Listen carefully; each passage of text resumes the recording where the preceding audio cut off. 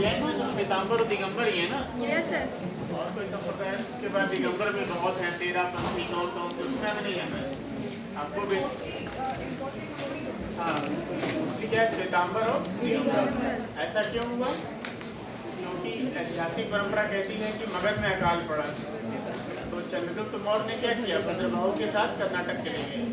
तो जो लोग वहीं बस गए ना, वो क्या हुआ, भद्रबाहु मतलब भाग गए, और जो यहीं स्कूल बाहु के नेतृत्व में जो यहीं रह गए वो क्या थे, श्वेतांबर कहते हैं। ठीक है, तो दिगंबरों का जीवन क्या है, वो महावीर स्वामी को फॉलो करते हैं ना, वो नंगे ही रहेंगे दिगंबर। दिग मतलब क्या होता है, दिशाएं, मतलब दिशाएं जिसका वस्त्र हो क्या दिगंबर। श्वेतांबर मतलब क्या, सफेद वस्त्र धारण करेंगे। लिखा हुआ ना, जो सफेद वस्त्र धारण करते हैं। अभी कौन से एक जैन मुनि थे जिनका निधन हुआ था ना, बहुत फेमस थे, नहीं दलाई लामा तो बहुत, दलाई लामा तो जिंदा है। चलिए देखते हैं बहुत। बताइए संस्थापक कौन थे? महात्मा बुद्ध ना, कौन थे? महात्मा बुद्ध। अब देखिए इनका जन्म कहाँ हुआ था, कब हुआ था?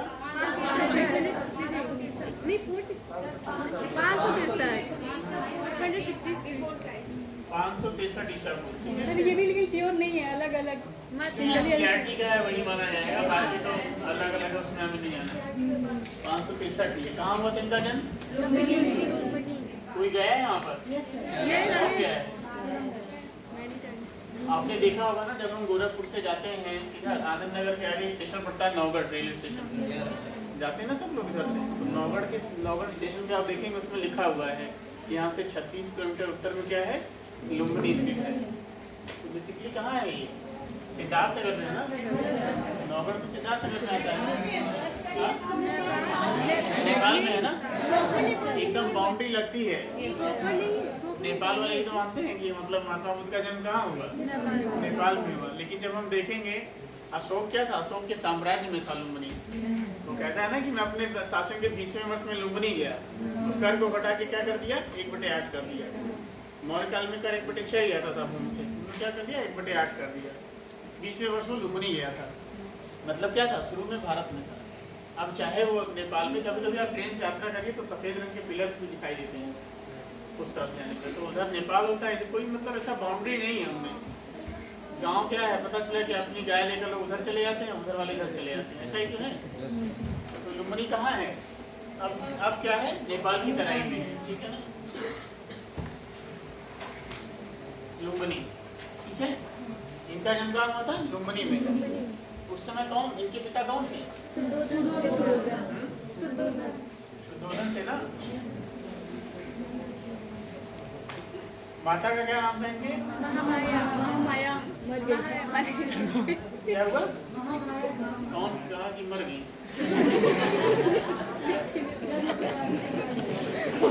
जन्म के समय मर गई तो कैसे, जन्म के समय थोड़ी ना मरी। ठीक है, आप देखिए वो हमें क्या देखना है कि कहाँ के राजा थे, कहाँ के राजा थे? कपिलवस्तु के ना, कपिलवस्तु के क्या थे, शाक, यानी इनके वंश का क्या नाम था, शाक। ये क्या था, गणतंत्र था, रिपब्लिक था ना। कोई बताएगा गणतंत्र और राजतंत्र में क्या अंतर होता है? राजतंत्र में जिसमें राजाओं का शासन होता है, गणतंत्र में जो सारे लोग बोलेंगे तो मैं ही कंफ्यूज हो जाऊंगा। एक लोग बताइए। राजतंत्र में ये ऑफ द पीपल और the people by the people. सबसे बड़ा अंतर ये है कि उसमें क्या होता है, आनुवंशिक रूप से राजा बनते हैं, और गणतंत्र में क्या होता है, चयन होता है। ये अंतर है ना। भारत की क्या है, लोकतांत्रिक गणराज्य है ना, राष्ट्रपति क्या है यहाँ पे, निर्वाचित होता है ना। ब्रिटेन में क्या है, वहाँ पे क्या है, राष्ट्रपतात्मक है। क्यों, महारानी क्या है, आनुवंशिक है, उन्हीं के वंशज ही क्या है बनेंगे, वहाँ सम्राट बनेंगे। लेकिन भारत में क्या है, राष्ट्रपति क्या है, ऐसा तो है नहीं, चुनाव होगा। अच्छा ठीक है, ठीक है। तो क्या हुआ, राजा कौन थे, सुद्धोधन थे। महामाया कौन थी? मौसी हाँ प्रजापति गौतमी थी यार। नहीं, कहाँ गई थी? गौतमी थी ना उनकी। ये भी एक गणराज्य था जो अपनी पुलिस शक्ति के लिए जाना जाता था, ठीक है ना। रामग्राम कभी गोरखपुर से पहचान की जाती है, रामगढ़ताल से रामग्राम की पहचान की जाती है, ठीक है ना। कोली तो कहाँ की थी? गोरखपुर की थी, ठीक है। हालांकि इस पर भी डिस्प्यूट है, कई लोग अपने जगह राम, कई नेपाल मानेंगे, कई गोरखपुर ही ज्यादा है। हाँ, रामग्राम है, नाम से पहले जाना जाता था। ये अपनी पुलिस शक्ति के लिए जाने जाते हैं, ठीक है ना। कोई क्वेश्चन बन सकता है, ठीक है। ये शाक्य थे ना, ठीक है ना, ये भी गणराज्य था। जब हम देखेंगे कि महात्मा बुद्ध की मृत्यु होती है तो क्या है, ये दावा करते हैं शाक्य, वो भी दावा करते हैं, ठीक है ना। सभी अपना अपना दावा करते हैं उनकी अस्थियों पर, ठीक है। हमारे वंश से तो हमारा है अधिकार, ये कहेंगे नहीं क्योंकि इनकी माता थी इसलिए हमारा अधिकार है, ठीक है ना। ये आप बताइए, इनका जन्म तो कैसे हुआ? राजा के घर में पैदा हो गए तो क्या होगा, सारी सुख सुविधाएं थी इनके पास, ठीक है ना। तो एक बार क्या हुआ, ये घूमने निकले, किसके साथ? इनका एक साथी था, हाँ, क्या नाम बताया? चन्ना नाम था, क्या नाम था? ये क्या था, इनके साथ ही घूमने निकले। और जब घूमने निकले तो क्या देखा इन्होंने? एक बूढ़ी व्यक्ति, एक बीमार व्यक्ति को देखा, पहले रोगी को देखा इन्होंने। और उन्होंने उससे पूछा, हम आप भी जाएंगे, रास्ते में छोटे होंगे तो पूछेंगे कि नहीं पूछेंगे कौन है? यस, और एक सन्यासी। तो उन्होंने क्या कहा कि सबको कभी कभी बीमार होना पड़ता है, ठीक है। मतलब इनके मन में जिज्ञासा उत्पन्न हुई कि आखिर बीमार क्यों पड़ गया। तो उन्होंने कहा कि तब तो हर व्यक्ति, तो मैं भी बीमार पड़ूंगा, कहना आप भी बीमार पड़ोगे। फिर उन्होंने क्या देखा, एक वृद्ध ऐसे डंडा पकड़ के जा रहा, झुका हुआ है। तो ये क्यों, मैं तो चल रहा हूँ, ये क्यों झुक गया है? कहे जब उम्र आपकी होगी तो आप भी झुक जाएंगे, यानी मैं भी बूढ़ा होऊंगा। फिर उन्होंने क्या देखा, 100 ले जाते, 100 ले जा रहे थे लोग कंधे पे, ठीक है। तो उन्होंने कहा कि ऐसा क्यों हुआ, कहा आपकी भी यही गति होगी, आपको ही मरना पड़ेगा। फिर उन्होंने क्या देखा, सन्यासी, वो एकदम उनसे कोई मतलब नहीं, आराम से चला जा रहा था। तो देखिए वो सबसे शांत था, सबसे होता, तो उनका दिमाग क्या हुआ, या कि चारों में ये सबसे शांत है, इसको कोई परवाह नहीं है घर गृहस्थी से, कोई रो रहा है, कोई परेशान है, लेकिन क्या है एकदम शांत चला जा रहा है। उनका मन क्या हुआ, संन्यास की तरफ लगा, ठीक है ना। और फिर एक किंवदंती ये भी है कि जब शुद्धोधन ने देखा कि मतलब एक ज्योतिषी बुलाया, तो उसने बताया, ब्राह्मण ज्योतिषी ने, कि या तो ये महान राजा होगा, और क्या होगा, या तो महान सन्यासी होगा, ठीक है। अब इनको पता चल गया कि हमारा बच्चा जो पैदा हो रहा हो सकता है सन्यासी हो। तो इन्होंने क्या किया, उसको बाहर निकलना क्या है, जो नगर घूमने लगे वो सब बंद करवा दिया, तुरंत शादी कर दी। किससे शादी हुई थी? यशोधरा से। किससे शादी हुई थी? यशोधरा से, ठीक है ना। इनकी बेटा भी हुआ था, क्या नाम था उसका? राहुल, ठीक है ना। अब देखिए फिर क्या हुआ, लेकिन इनका मन क्या था, एक घटना और भी है। एक बार क्या हुआ कि जैसे नृत्य संगीत नहीं होता है, इनको बैठाया गया, ठीक है, नृत्य संगीत चलता रहा। फिर क्या हुआ, ये चुपचाप देखते रहे। उसके बाद सुबह वो ऐसे देखते रहे, सुबह देखिए क्या है, सब सोई हुई हैं, अस्त व्यस्त बिखरे हुए हैं सबके। तो उनको और विरक्ति हुई कि ये दशा है इन लोगों की। तो उसके बाद क्या, उनका मन नहीं लगा बिल्कुल। फिर उन्होंने क्या किया, 29 वर्ष की आयु में क्या किया, उन्होंने घर चुपचाप उठे रात में। क्या हुआ, अपने सारथी को लिए चन्ना, इनके घोड़े का नाम क्या था, कंधक नाम था, हाँ कंधक नाम था। घोड़े का नाम क्या था इनके, कंधक नाम। हाँ, इनके घर छोड़ने को महाविनिष्क्रमण कहा जाता है। क्या कहा जाता है, इतना क्लियर है ना? Yes sir. इतना क्लियर है सबको? Yes sir. दिखाई पड़ रहा है ना आप लोगों को?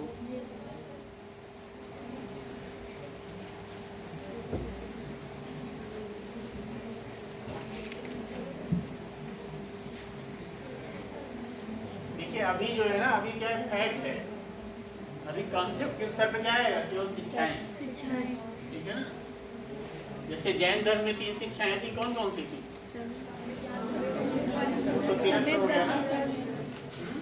और सत्य अस्ते पंच महाव्रत था ना, सत्य निष्ठा अस्तेय पहले और ब्रह्मचर्य। और क्या था?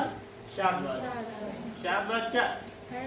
आप मोबाइल को देख रहे हैं, आप चौकोर बता रहे हैं, कोई कहेगा कि नहीं ये तो बहुत बड़ा है, आयताकार है, तो इसी तरह अलग अलग मत सभी क्या अपने हिसाब से सही है। जैसे रस्सी को देख के सांप की कल्पना। हाँ वही चीज, मतलब अलग अलग लोग अलग अलग सोच सकते हैं, ठीक है ना, और सभी अपने अपने दृष्टिकोण से सही है। वो तीन ही सिद्धांत यहाँ भी तीन ही है, लेकिन पहले हम देख लें कुछ बेसिक चीजें महात्मा बुद्ध के बारे में। चलिए देखिए, 29 वर्ष की आयु में क्या हुआ? उन्होंने घर छोड़ दिया, उसको क्या कहा गया? महा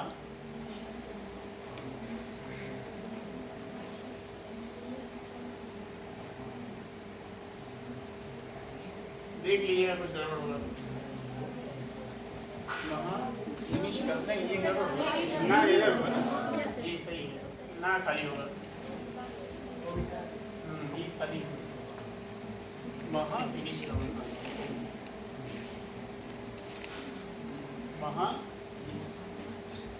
महाविनिष्क्रमण, ठीक है ना। क्या कहा गया इसको? घर छोड़ने को महाविनिष्क्रमण, ठीक है। फिर उन्हें घर छोड़ने से पहले क्या था? सारथी जो था वो घोड़ा था, दोनों को क्या हुआ? सारथी लेके आए ना, कंधक और चन्ना लेके आए। तो फिर क्या इन्होंने कहा कि अब तुम लोग जाओ। रात में निकले, सब लोग सो रहे थे, उसी समय क्या कहा कि अब आप लोग जाओ, मैं यहाँ से चला जाऊँ। फिर क्या हुआ? लगातार ये क्या हुआ? कितने साल? 6 साल लगातार भ्रमण करते रहे ज्ञान की खोज में। सबसे पहले कहाँ पहुँचे थे? अरे वो गुरु थे, गुरु सांख्य दर्शन के प्रसिद्ध आचार्य थे। महात्मा बुद्ध क्यों क्या पूछते थे? वही चारों घटनाएं इनके दिमाग में चलती थी, ऐसा क्यों होता है? तो जहाँ उत्तर नहीं मिलता था फिर क्या करते थे? दूसरे के पास जाते थे। ऐसे कई धर्मगुरु के पास गए। और एक तो और कहानी है कि 5 ब्राह्मण थे, ठीक है ना, तो उसमें क्या था कि एक कोई सेठ की लड़की थी, उसने क्या किया? उसने खीर खिला दिया। तो क्या हुआ? 5 लोग नाराज हो गए, इनका साथ छोड़कर चले गए, आपने तो भोजन कर लिया। तो ये महात्मा बुद्ध क्या थे? मध्यम मार्गी थे। महावीर स्वामी जितना कठोर नहीं थे, ठीक है ना।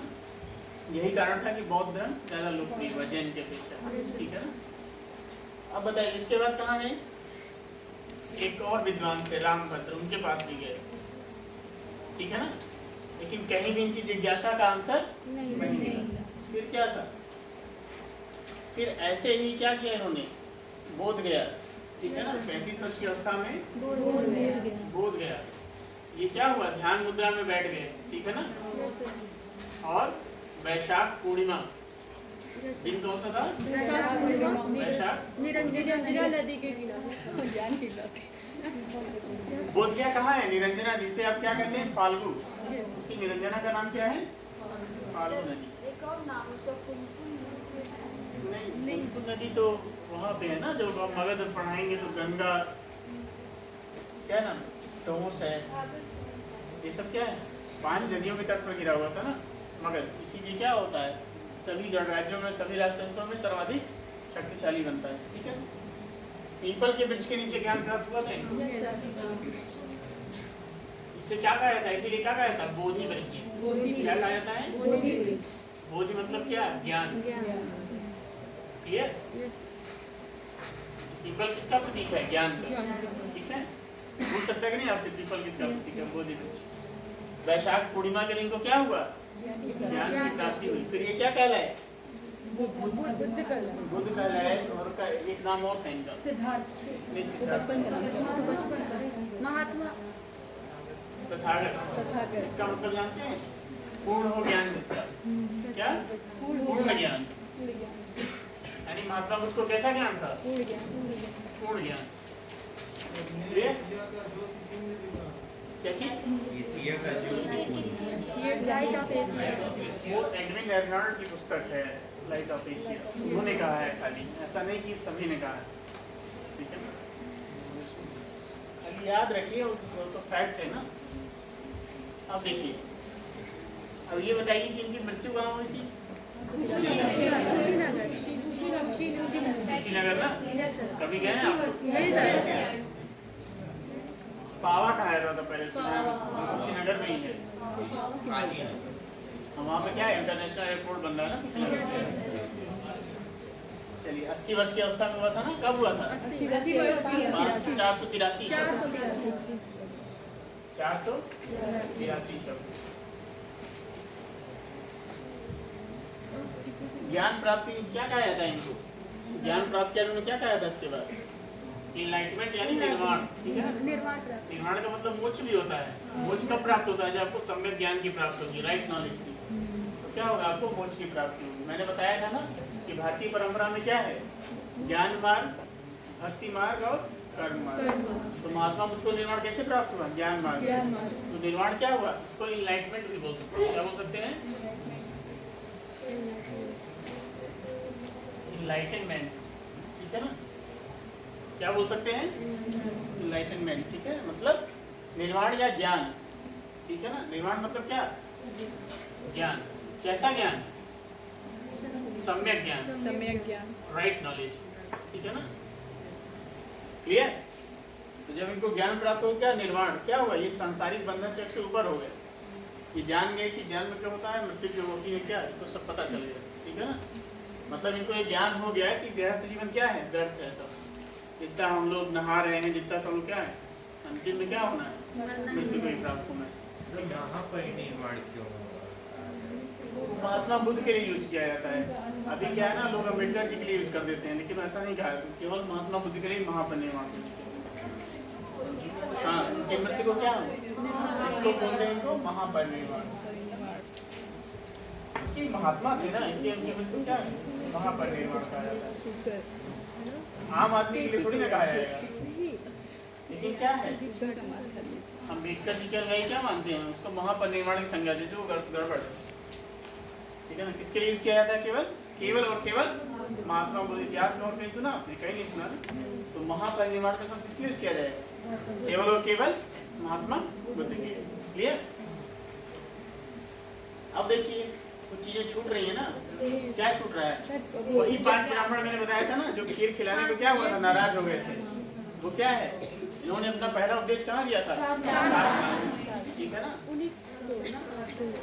कहाँ दिया था इन्होंने पहला उपदेश?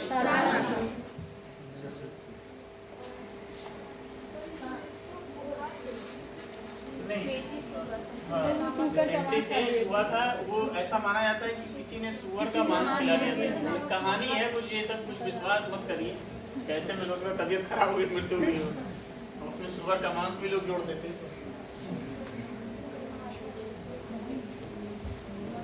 इसकी विदंती है ना, इसमें क्या कहा है, बस ये जानिए कि मृत्यु हुई थी, बस उनकी मृत्यु को महापरिनिर्वाण कहते हैं। आपको जो जानना है वो ये कैसे मृत्यु हुई, कोई जहर दे दिया, कोई क्या कर दिया, कुछ नहीं मालूम, ठीक है।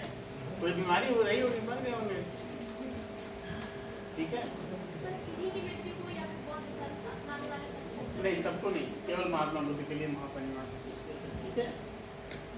अब देखिए सारनाथ में इन्होंने क्या किया, वही 5 ब्राह्मण तो क्या था, उनके साथ छोड़कर चले गए थे। वहीं पे इनसे प्रभावित हुए और पहला उपदेश उन्होंने कि उन्हीं 5 ब्राह्मणों को दिया। उनका नाम मुझे नहीं याद है, पता नहीं क्या नाम था, नाम मुझे नहीं मालूम है। मतलब ये 5 ब्राह्मणों को दिया। उसे क्या कहा जाता है,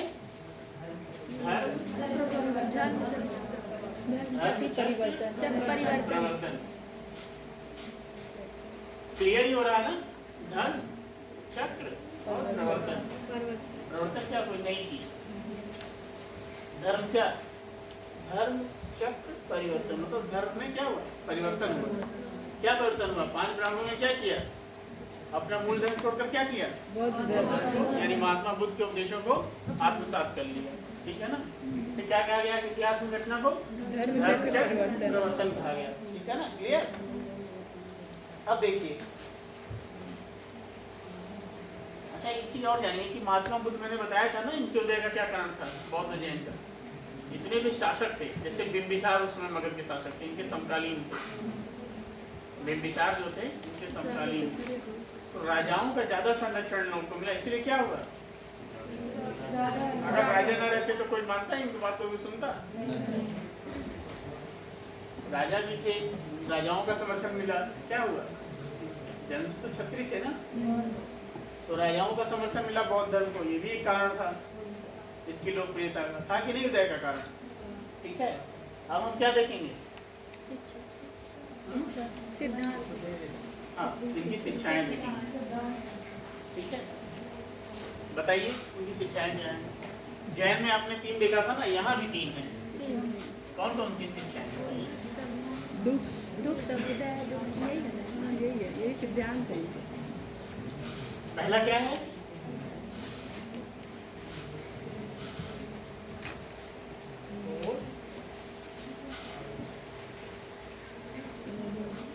दुख समुदाय दुख निरोध। क्या है? 4 आर्य सत्य।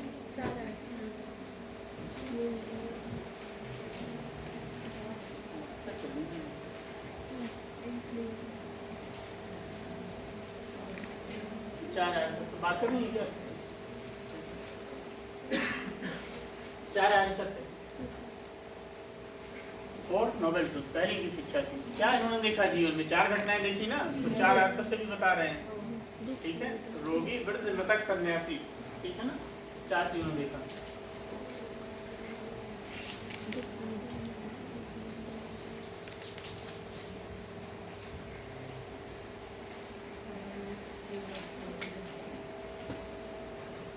बताइए 4 सत्य कौन कौन से हैं?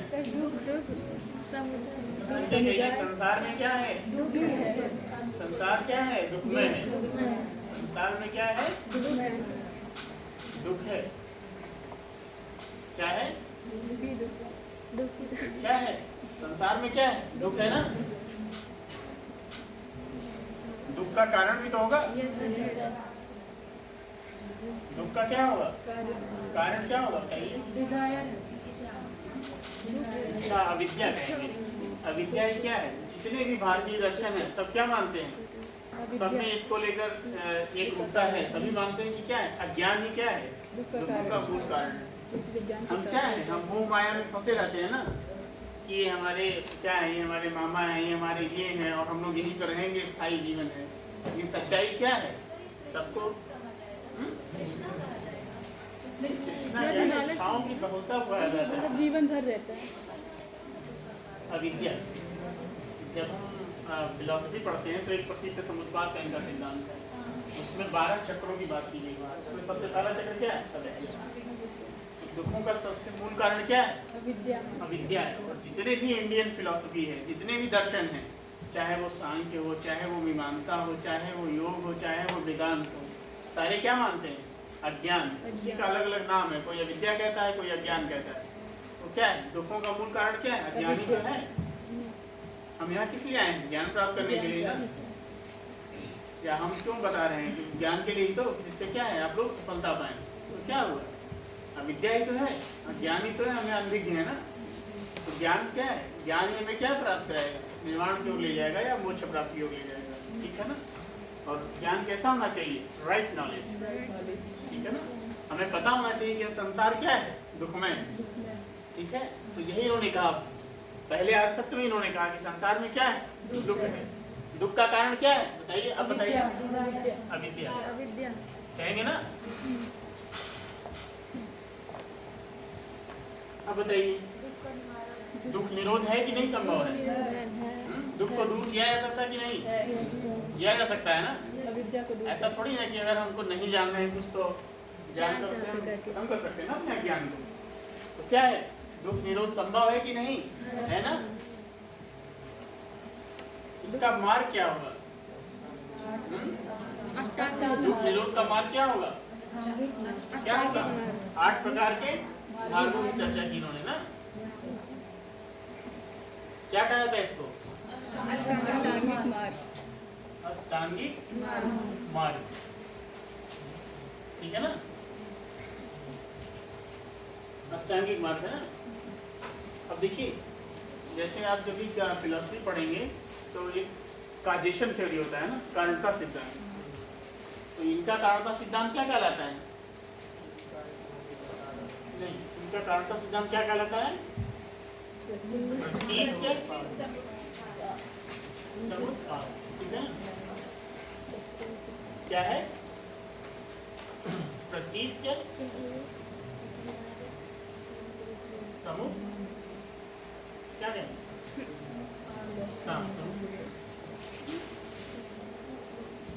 ठीक है ना। अब देखिए इसको तोड़ दीजिए तो ये अपने आप ये क्लियर हो जाएगा। प्रतीत समुत्पाद क्या है? इनका काजेशन थ्योरी है, कारणता सिद्धांत। इसको तोड़े। प्रतीत मतलब क्या होता है? अपेक्षा से, ठीक है, अपेक्षा से आश्रित होकर, डिपेंडेंट होकर, ठीक है ना। समुत्पाद का मतलब क्या होता है? उत्पत्ति। क्लियर हो गया? कारण की अपेक्षा से या कारण पर आश्रित होकर कार्य की उत्पत्ति होती है। सभी दर्शन में मानते हैं कि कोई भी घटना क्या है? अकारण नहीं होती। हम लोग यहाँ इकट्ठा हुए हैं तो किसी कारण से इकट्ठा हुए हैं, ऐसा नहीं कि हम लोग यहाँ घूमने हैं, ठीक है ना। तो कोई भी घटना इवेंट्स क्या है? बिना कारण के कोई भी घटना नहीं होती, ठीक है ना। क्या कहते हैं? कारण पर निर्भर होकर या कारण पर आश्रित होकर कार्य की उत्पत्ति होती है, ठीक है ना। तो अविद्या क्या है? अविद्या क्या है? मूल कारण है, ठीक है ना। इसके निवारण के लिए क्या बताया गया है? अष्टांगिक मार्ग, ठीक है ना। अब चूंकि ये फिलॉसफी का विषय हो जाएगा इसलिए प्रतीत समुत्पाद को क्या है तो इतना ही जानेंगे कि बौद्ध दर्शन का क्या है? कारणता सिद्धांत है। इसमें क्या बातें की गई हैं? दुख की बात की गई है, उसके निदान की बात की गई है, और उसमें क्या है?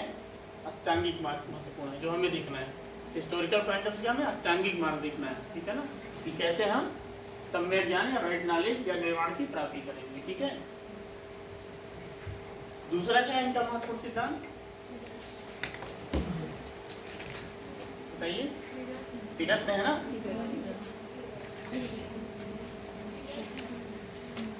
क्या है? बुद्ध बुद्धं शरणं गच्छामि। एक बुद्धं शरणं गच्छामि, धम्मं शरणं गच्छामि और संघं शरणं। बुद्ध धम्म और संघ। कभी कंफ्यूज मत होइएगा। होता क्या है ना कि कभी कभी हम जैन के तीर्थ को यहाँ ले आते हैं, इसको बौद्ध में ले जाते हैं। जैन का दूसरा है, उनका क्या है? सम्यक ज्ञान, सम्यक चरित्र और सम्यक आचरण, ठीक है ना। सम्यक चरित्र, सम्यक क्या है? ज्ञान और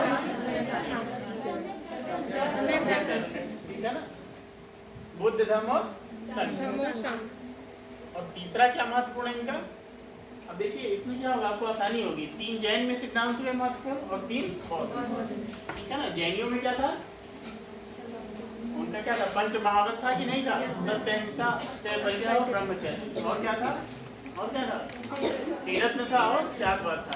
यहाँ क्या है? 4 आर्य सत्य है, त्रिरत्न है और क्या? मध्यम मार्ग, मध्यम प्रतिपदा, ठीक है ना। मिडिल पावर क्या कहा जाएगा? ये क्या कहेंगे? कहेंगे एकदम सन्यास ही बेकार है, ठीक है ना। ऐसा ना हो कि एकदम आप सब कुछ छोड़ ही दीजिए। मतलब क्या? सांसारिक जीवन से विरक्त मत होइए। महावीर स्वामी क्या था? सब कुछ त्याग दिए थे, एकदम कपड़े लत्ते सब कुछ छोड़ दिए, घूमने लगे। ये क्या थे? कहे कपड़े लत्ते मत छोड़ो, उसमें जरूरी नहीं कपड़ा लत्ता छोड़ोगे तभी ज्ञान प्राप्त होगा। कपड़ा पहन के आइए तभी ज्ञान मिलेगा, ठीक है ना। तो इनका मध्यम मार्ग था। क्या था? कि एकदम गृहस्थ जीवन में मत व्यतीत करिए और एकदम संन्यास में मत जाइए कि एकदम सब कुछ छोड़ छाड़ दिए। ऐसा तो था नहीं। आखिर जो भिक्षुक लोग रहते थे कहीं ना, बौद्ध विहारों में निवास करते थे ना, उनको क्या मॉन्क बोला जाता था ना, मॉन्क ना भिक्षु को, ठीक है। मिडिल पाथ, तो ये इनका 3 बेसिक है, ठीक है ना। बुद्ध मतलब ज्ञान होता है, धम्म मतलब क्या होता है? जो नियम होते हैं, और क्या होता है? संघ क्या होता है? संघ जो मैंने बताया अभी आपको, कहाँ रहते थे? संघ के माध्यम से क्या करते थे? अपना प्रचार पर। बहुत संगठन को क्या कहता था? महात्मा बुद्ध जो उपदेश होते थे या जो उनके अनुयायी होते थे, कहाँ थे? अपने आप संघ में रहते थे, संघ बनाकर, ठीक है ना। क्लियर? तो ये महत्वपूर्ण था, ठीक है ना। अब हम क्या देखना? अष्टांगिक मार्ग एक बार देख लेते हैं, ठीक है ना, क्योंकि ये छूट रहा है। मध्यम मार्ग कुछ नहीं, मतलब आपको वर्तमान से समझिए, वर्तमान के एग्जाम्पल से। अभी क्या है? अगर हम मध्यम मार्ग अपनाएं, जैसे क्या? जैसे मान लीजिए विकास भी हम कर रहे हैं, डेवलपमेंट भी कर रहे हैं, साथ साथ इन्वायरमेंट का भी ध्यान रखें, तो क्या होगा? मध्यम मार्ग, ठीक है ना। ऐसा ना हो कि केवल हम पर्यावरण की बातें करें और डेवलपमेंट हमारा ना हो पाए, ठीक है ना। और ऐसा भी ना केवल हम डेवलपमेंट करें, इन्वायरमेंट का ध्यान रखें। मध्यम मार्ग में बीच का रास्ता अपनाएंगे, ठीक है ना। हाँ, जैसे पढ़ाई के संदर्भ में देखिए, ऐसा ना हो कि अब 18 घंटा पढ़े फिर सो जाएं, एक दिन 18 घंटा पढ़े बाकी दिन पढ़े ही ना। तो मध्यम मार्ग क्या हुआ कि बीच का रास्ता, 24 घंटे को क्या करिए? 12 घंटे में बांट लीजिए। 12 घंटे में क्या है? मनोरंजन के लिए समय दीजिए, 8 घंटे पढ़िए। अगर 5 से 7 घंटे भी आप डेली पढ़ते हैं तो उतना सफिशियंट है, ईमानदारी से। ऐसा ना हो कि केवल किताब खुली हो, मन कहीं और हो, मन चल रहा हो कि T20 आ जा रहा है देखना T20 होता है कि नहीं होता है? तो मन तो चंचल होता है ना, इसलिए जितना भी समय पढ़िए उतना क्या है ध्यान से पढ़िए। और खासकर मॉर्निंग का जो समय होता है ना वो क्या होता है ब्रह्म मुहूर्त में, जैसे एनर्जेटिक समय होता है। जब भी आप अब ऐसा ना ब्रह्म मुहूर्त की रात में 2 बजे उठ जाइए नींद आने लगे, मतलब 4 बजे के बाद का समय, 4 बजे के बाद आप उठ सकते हैं, ठीक है ना। ऐसा नहीं कि मुझे पता है तो मैं सुबह देख के देखता नहीं, एक बार जरूर पढ़ के आता हूँ, ठीक है। नोट्स नहीं लाता मैं, नोट्स मैं बनाया हूँ, लेकिन मैं क्या है चीज़ों को देख के जरूर आता हूँ। तो ऐसा नहीं कि आपने पढ़ लिया तो आपका ज्ञान पूरा हो गया। आप पढ़े हुए हैं, आप ठीक है, आप सब कुछ आपको आता है, लेकिन फिर भी हमें क्या है रिवाइज करना पड़ता है। नई चीज़ें क्या होती हैं स्किप कर जाती हैं, ठीक है ना। तो पढ़ने का तरीका क्या होता है, बार बार रिवाइज करिए उसको, ठीक है। और मॉर्निंग में उठ रहे हैं तो अपना चाहे जो भी बनाइए अपना 3-4 घंटे पढ़िए। अभी तो यहाँ आना पड़ता होगा ना आप लोगों को, तभी भी 4 से 6:30 तक तो पढ़ सकते हैं ना, और 2.5 घंटा शाम को निकाल सकते हैं। अगर इतना भी निकाल लेंगे ईमानदारी से तो पर्याप्त होगा इस पढ़ना, ठीक है ना। तो मतलब मध्यम मार्ग क्या, ऐसा ना हो कि आप 18 घंटा पढ़िए और ऐसा ना हो कि आप 2 घंटा पढ़िए, बीच का रास्ता अपनाइए, वो संतुलित मार्ग होगा, ठीक है ना। इसीलिए तो इसे क्या है सार्वभौम धर्म क्यों कहा जाता है। किसी भी धर्म की महानता का 2 कारण मैंने बताया था ना, जो क्या हो समाज के अनुकूल और सापेक्ष, और दूसरा क्या उसका सार्वभौम स्वरूप। तो है कि सार्वभौम स्वरूप की नहीं, मध्यम मार्ग क्या है इनका, यही तो सबसे बड़ा सिद्धांत है। बौद्ध धर्म क्यों विदेशों में लोकप्रिय हुआ, सत्य, अहिंसा और मध्यम मार्ग। ये क्या था, ये सभी लोगों को अट्रैक्ट करता है कि नहीं करता है। सत्य बोलिए कि सबको अच्छा लगता है ना। मध्यम मार्ग क्या है इनका, एकदम वैज्ञानिक दृष्टिकोण है कि नहीं दृष्टिकोण है। तो यही कारण था कि विदेशों में भी लोकप्रिय हुआ, न कि जैन धर्म ज्यादा विदेशों में लोकप्रिय नहीं है, आप ध्यान देंगे तो। लेकिन क्या है बौद्ध धर्म श्रीलंका, जापान, चाइना, सब जगह क्या है, अभी भी दक्षिण पूर्व एशिया में क्या है, थाईलैंड, म्यांमार में बौद्ध धर्म है कि नहीं है। जैन धर्म बताइए, जैन धर्म कहाँ है, भारत में सिमट के रह गया ना, क्यों रह गया, उसकी कठोर जीवन पद्धति। इनका क्या था मध्यम मार्ग, यही इनकी लोकप्रियता का कारण था और यही विदेशों में इनके प्रसार का कारण था, ठीक है ना। अब हम अष्टांगिक मार्ग देख लें, इतना समझ में आया ना।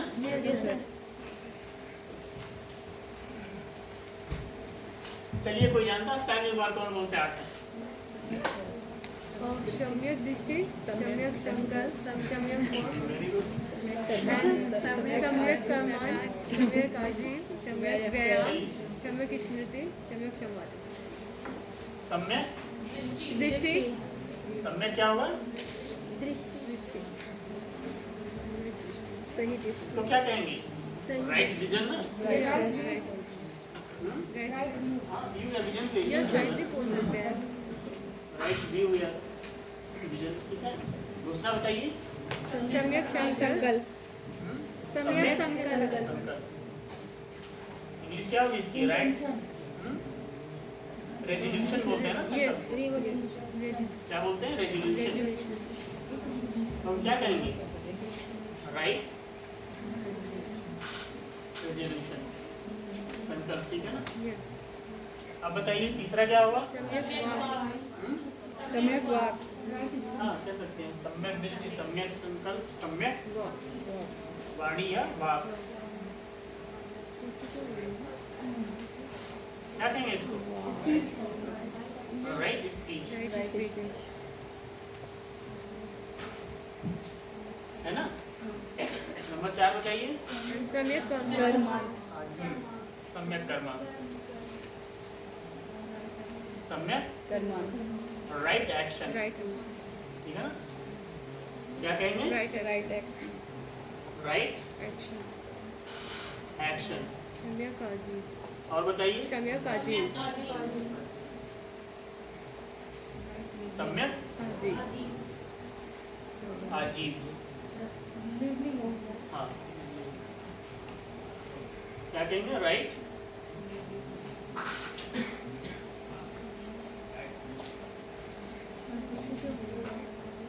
है ना। कहीं गड़बड़ तो नहीं है कहीं, सही है।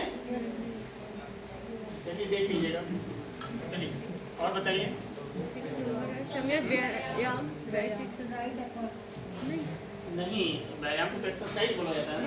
यस सम्यक एफर्ट मतलब तो प्रयास हो जाएगा, क्या कह सकते हैं, राइट, एक्सेस एफर्ट भी कह सकते हैं। और बताइए सातवां, सम्यक स्मृति सम्यक क्या है? स्मृति राइट मेमोरी कहेंगे ना। राइट स्मृति मतलब तो मेमोरी होता है। राइट मेमोरी और बताइए सम्यक समाधि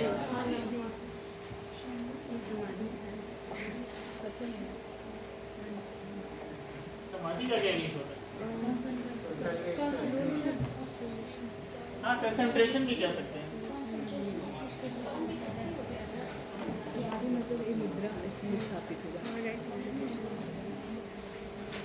कंसंट्रेशन कहिए या फिर समाधि को क्या कहते हैं?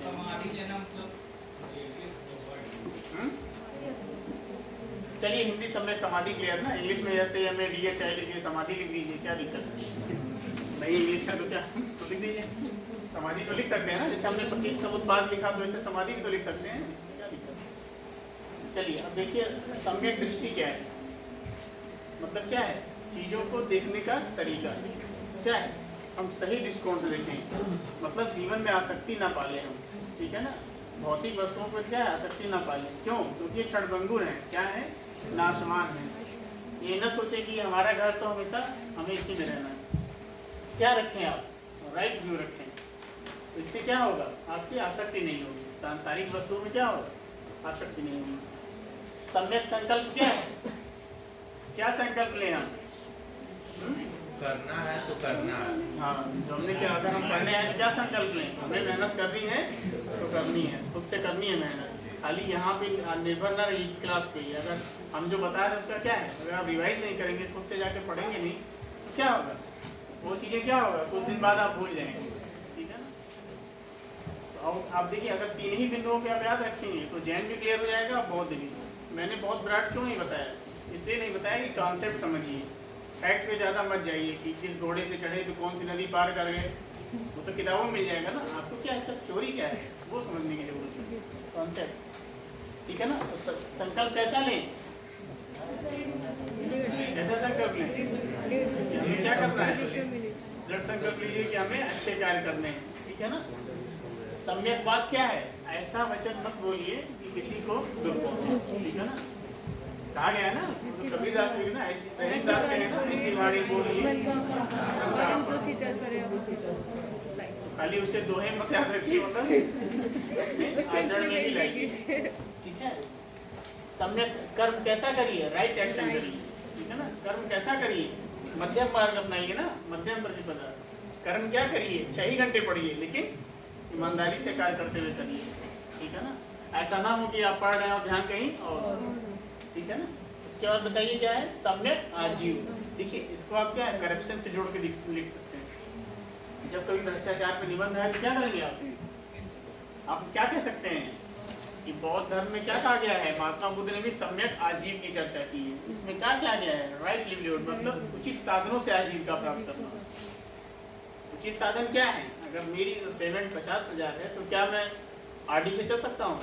महंगी कारों से चल सकता हूँ? नहीं चल सकता हूँ, लेकिन मैं क्या करूँगा? उसको अपनाने के लिए अगर मैं देखूँ कि पड़ोसी हमारा खूब बड़ी बंगले में रहता है और मुझे भी ऐसे रहना, तो क्या होगा?